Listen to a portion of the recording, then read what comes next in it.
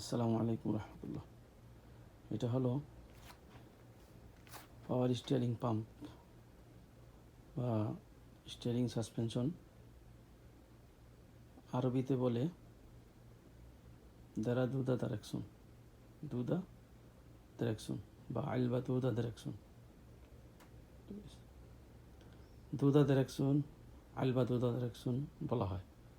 এখন এইটাতে কি কি পার্ট আছে আমি দেখাই। এটাকে বলা হয় দাখিলি, ইংলিশে বলা হয় রেকেন্ট। এটি হলো রেকেন্ট বোর্ড বা আরবি বলা হয় জিলদা গোবার। আর এইখানেই সাসপেনশনের, এটার ভিতরেই সাসপেনশনের সেই রিংটা থাকে যেটা আপ ডাউন করে।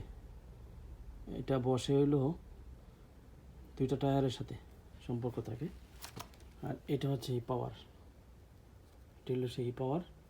এটার সাথে স্টিয়ারিং, যেটা হুইল, স্টিয়ারিং হুইলের সাথে এটার কানেকশন থাকে। এখানে একটা স্টিক থাকে, স্টিকের মাধ্যমে স্টিয়ারিং হুইলের সাথে কানেকশন থাকে। এটার উপরে আবার আরেকটা থাকে তুরুম্বা, অর্থাৎ এটা কী বলা হয়, স্টিয়ারিং পাম্প আপার। ওইটার সাথে এটার কানেকশন থাকে। এটাও একটা জিলদা গোবর প্লাস রেকেন্ট বোর্ড।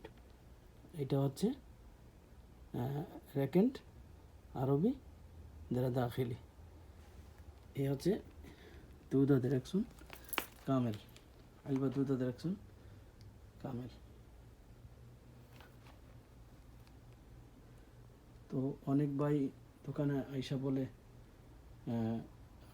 নিচের স্ট্রিং লাগবে।